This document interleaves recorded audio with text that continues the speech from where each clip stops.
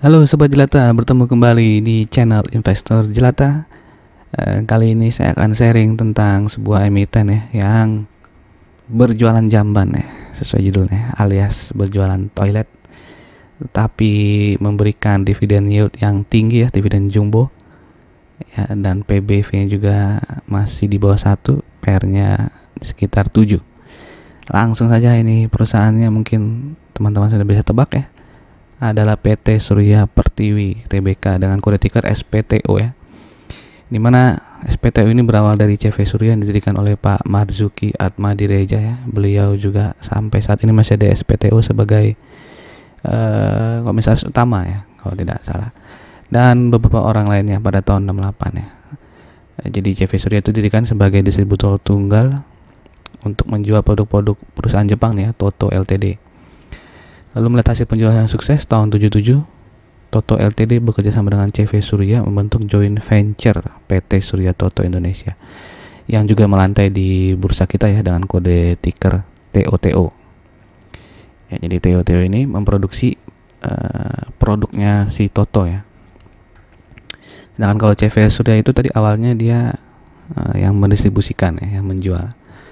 Ya, jadi Surya Pertiwi itu didirikan pada tahun 78 ya. Lalu melakukan IPO pada 14 Mei 2018 ya. Sedangkan Toto tuh melantai jauh sebelumnya ya. IPO-nya tuh Oktober 1990. Selain mendistribusikan produk Toto, Surya Pertiwi juga mendistribusikan produk brand lain ya, seperti Villeroy, gimana baca nih, Stibel, dan lain-lainnya.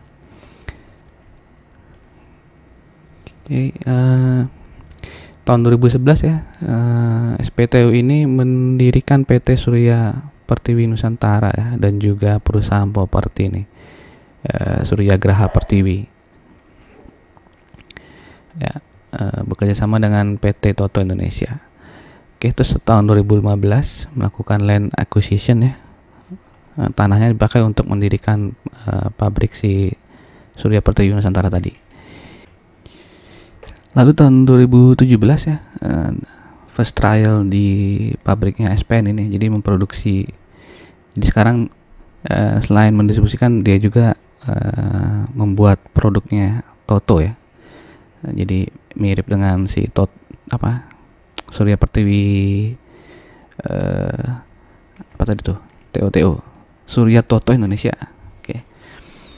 Lalu tahun 2018 itu sudah mulai produksi ya, secara komersial si Surya Pertiwi Nusantaranya. Lalu setelah itu baru 18 Mei dia melakukan IPO ya. Lalu tahun 2019 ya, second production line ya sudah beroperasi.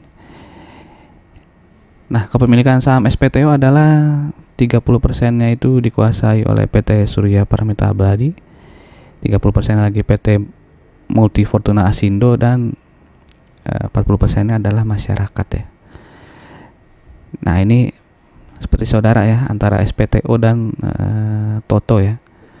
Dimana Toto sendiri itu dimiliki oleh Toto Ltd sebesar 37,5%. Lalu ada Multi Fortuna Asindo 29,5% ya. Dan PT Surya Paramita Abadi juga punya saham di Toto nih ya, 25%. Sisanya 7,6% dimiliki oleh masyarakat. Jadi kalau Toto tuh masyarakatnya lebih sedikit ya. Kalau SPTO kan tadi masyarakatnya 40%, Toto hanya 7%. Oke, jadi PT Multi Fortuna Asindo itu berisi pihak-pihak dari keluarga Pak Marzuki Atmadireja tadi ya. Sedangkan PT Surya Mita Abadi itu berisi pihak-pihak dari pendiri lain ya, beserta keluarganya gitu. Oke, nah seperti tadi saya bilang ya, Pak Marzuki Atmadireja ini masih menjadi presiden komisaris ya di SPTO sampai sekarang. Nah, ini pendapatan per kategori produk ya. Jadi didominasi ya, 50,5%-nya itu adalah toilet. Lalu apa nih, wastafel, lalu urinal ya, buat tempat pipis nih. Lalu 45,4% ini fitting ya, keran ya, shower, dan 3,7%-nya itu apa nih, kayak jacuzzi ya. Tadi kan dia ngejual merek yang bukan Toto juga ya, salah satunya jacuzzi ini. Oke. Nah, bagaimana revenue dan profit dari SPTO ya dari tahun 2016 bisa dilihat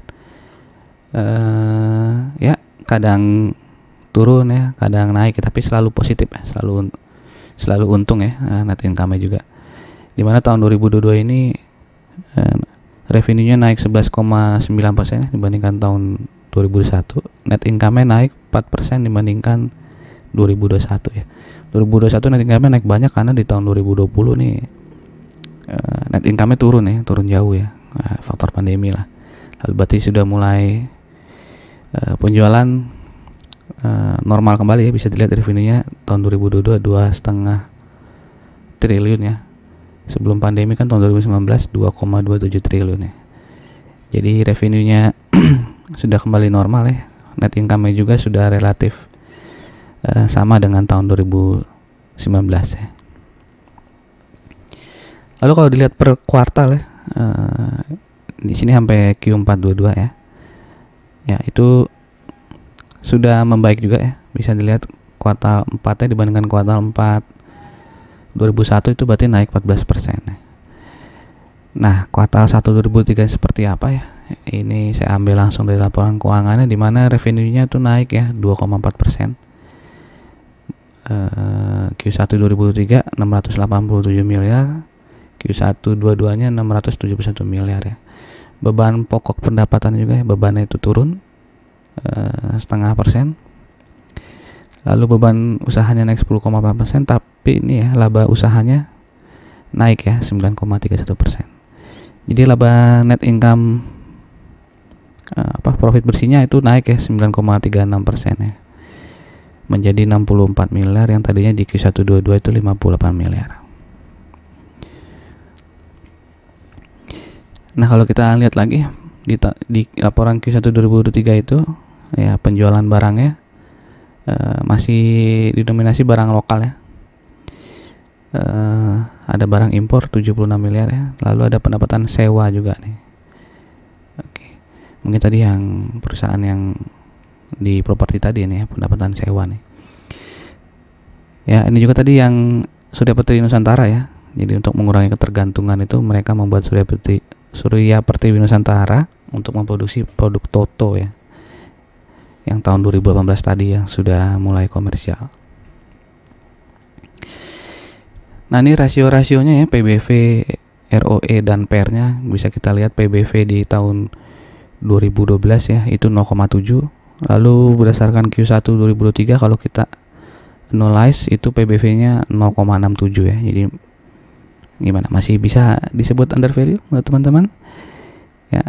Lalu PR-nya juga ya 6,37 ya, dan ROE-nya 10,53%. Dan utangnya juga nih relatif sedikit ya, karena DER-nya ini ya, debt to equity-nya hanya 0,49 ya. Oke, sebelum kita lanjut ke dividen history ini ya, terima kasih buat teman-teman yang sudah mensubscribe dan like video dan mensubscribe channel ini. Buat yang belum, ayo di subscribe. Oke, kita lanjut. Dividen historinya ini sejak tahun 2018 ya, karena kan IPO tahun 2018. Lalu laba di tahun 2018 itu ya dibagikan dividen 38 ya. 38 ya, langsung. Jadi dia 2 kali ya. Biasanya tahun 2019 itu 2 kali. Tahun 2018 itu hanya sekali di bulan November. Tapi tahun-tahun setelahnya dia selalu bagi itu 2 kali ya, di bulan Juni dan di bulan November. Oke, payout ratio-nya ya mulai dari 45% sampai 68% dari 70 nih paling tingginya. 70% dari laba dibagikan sebagai dividen. Ya, dimana dividen yield-nya nih ya 3 tahun terakhir di atas 7% ya. Nah, tahun lalu tuh 8,26% ya. Ini saya hitung menggunakan ketika harga sahamnya di bulan Juni ya. Ya. Jadi di bulan Juni 2022 ya. harga sahamnya saya gunakan untuk menghitung dividen yield ini. Oke, nah jika payout ratio-nya sama ya seperti tahun lalu, maka dividen per saham itu 52,45 ya. Tadi prediksinya ya, tapi setelah saya cek nih kayak ada bocoran nih untuk dividennya. Jadi saya baca materi public expose Mei ini, jadi mereka akan melakukan RUPS sekaligus melakukan public expose di tanggal 25 Mei ya. Nah, di PDF-nya itu ada tulisan seperti ini ya: berdasarkan hasil rapat umum pemegang saham tahunan, Perseroan akan membagikan dividen tunai final sebesar Rp25 per lembar ya pada bulan Juni ya. Dividen interim sudah dibayarkan di Desember ya. Desember kan dia sudah membagikan ya, cum date-nya November nih, lalu dibagikannya uangnya di bulan Desember ya. Jadi ini kayaknya sudah ditentukan ya, di Juni nanti ya akan dibagikan lagi dividen final Rp25 gitu ya. Ini akan melakukan RUPS-nya nih sekaligus public expose di hari Kamis nanti 25 Mei. Oke, ini harga saham di hari Selasa penutupan itu di harga Rp550 ya. Jadi jika dividen sahamnya benar 25, dividen yieldnya itu 4,54% ya. Nah, kalau teman-teman juga setelah pembagian dividen Rp25 ya ini dan tetap keep sahamnya ya sampai November ya, karena kan dia biasanya pembagian dividen lagi di bulan November ya. Ya, misalnya di November dapat 25 lagi ya, berarti dividen yieldnya ya 4,54 dikali 2 ya, bisa mencapai 9,08%. Oke, demikian info dari saya ya. Mungkin nanti yang saudaranya nih si Toto ya akan saya buat video terpisah ya biar tidak terlalu panjang. Oke, buat teman-teman, sekali lagi saya disclaimer ya, bukan ajakan untuk membeli dan menjual. Silakan teman-teman melakukan analisa sendiri. Terima kasih. Sampai jumpa di video-video berikutnya. Salam jelata.